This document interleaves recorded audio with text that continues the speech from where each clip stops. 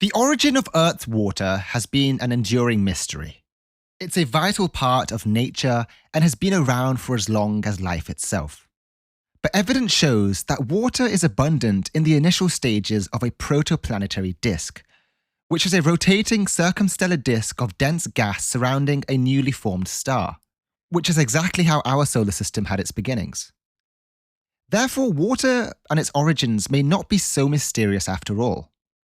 And in this podcast, we are going to dive into the history of water and where all Earth's water came from. Now, speaking of podcasts, I've really enjoyed making these episodes and watching the community grow. You're a vital part of the journey, and I really appreciate the continued support from my listeners. If you haven't already, please hit the subscribe button, as it really helps the podcast grow and means I can make better quality content and more interesting content. Thank you so much for listening, and I hope you enjoyed this episode. So sit back and relax, because this one's going to be interesting. I'm your host, MrEarthGuy, and you're listening to Earth SciShow.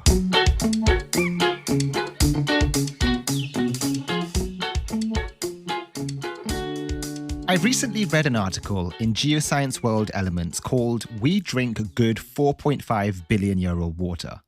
And naturally, it got me curious. Is water really that old? Well, through meticulous observations of the cosmos and studying water on Earth, we now have lots of evidence to show that this is true.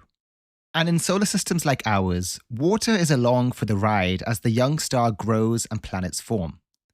The evidence is in Earth's heavy water content, and it shows that our planet's water is indeed 4.5 billion years old.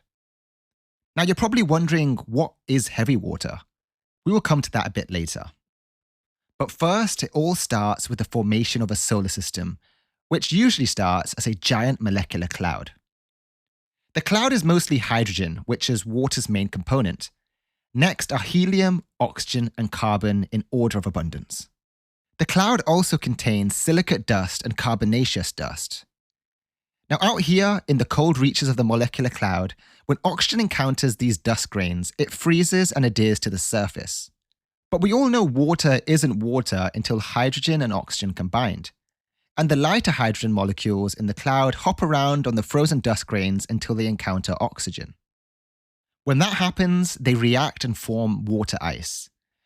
Now, it's important to know that there are actually two types of water. You have regular water and heavy water, which contains deuterium.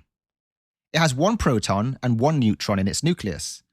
That's what separates it from regular hydrogen, also called protium. Protium has one proton, but no neutron. Both these hydrogen isotopes are stable and persist to this day, and both can combine with oxygen to form water. As time passes, gravity begins to exert itself in the cloud as matter clumps in the center. More mass falls into the center of the molecular cloud and starts forming a protostar. During this process, heat is generated, causing the gas and the dust in the disk to reach 100 Kelvin. This temperature is bitterly cold on Earth, a mere minus 170 degrees Celsius. But in chemical terms, it's enough to trigger sublimation, where ice changes phase into water vapor. This chemical transition occurs in the hot Carino area, which is a warm envelope surrounding the center of the cloud. Water is abundant at this point, though it's all vapor. A typical hot Carino contains about 10,000 times the water than there is in the Earth's oceans. Next, the star begins to rotate, and the surrounding gases and dust form a flattened rotary disk called a protoplanetary disk. Everything that will eventually become the solar system's planets and other features is inside that disk. Now, the next part is important. Even though the newly created star is generating heat, relatively it's not that much, which means that there's a temperature gradient as you get further away from the center, getting colder and colder.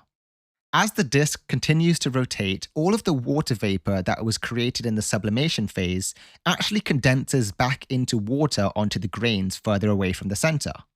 But now, the water molecules in that icy mantle contain the history of the water in the solar system. Thus, dust grains are the guardians of water inheritance.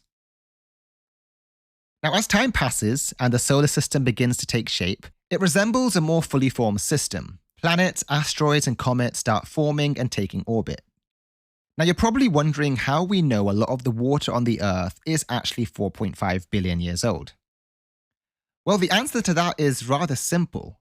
It actually comes down to the ratios of heavy water with deuterium to regular water. You see, deuterium, which makes heavy water, was only formed in the first seconds after the Big Bang. However, not much of it formed, somewhere between 1 deuterium for every 100,000 protium atoms. That means that if deuterium was evenly mixed within the solar system's waters, the abundance of heavy water would be expressed as 10 to the minus 5. And that ratio would be evident on Earth. But that's not what we see. In fact, Earth has about 10 times greater heavy water content than in the universe and at the beginning of the solar system, which means something must have occurred to enrich it. What caused that enrichment? Well, to answer that, we need to go back to the hot corino which we discussed earlier during the early clouds of the solar system. The icy mantles around the dust grains attract more deuterium than regular hydrogen atoms, creating a concentration of heavy water. And through the process of sublimation, which is where the vapor turns to liquid again at the far reaches of the disk, more and more deuterium is concentrated on the grains of dust. Therefore, abundant heavy water is a hallmark of water synthesis in the cold molecular cloud clump.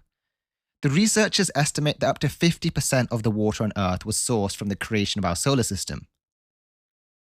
Earth likely inherited its original water predominantly from planetesimals, which are supposed to be the precursors of the asteroids and planets that formed Earth. This is opposed to comets bringing that water later, raining it down on an early Earth. Now, these studies are very powerful and important, but they still leave us with unanswered questions. It does not explain how all the water reached Earth, but the study does show that the amount of heavy water on Earth is at least the beginning of figuring this out. Water likely played a role in forming the planetesimals that delivered it to Earth. Water likely played a role in the sequestering of other chemicals, including the building blocks of life onto rocky bodies that eventually delivered them to Earth.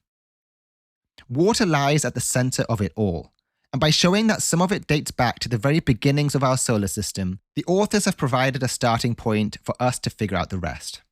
I hope you really enjoyed this podcast. I definitely found it interesting to research and write the script for. Please remember to share this podcast with at least one friend or family member, as it really helps the channel grow.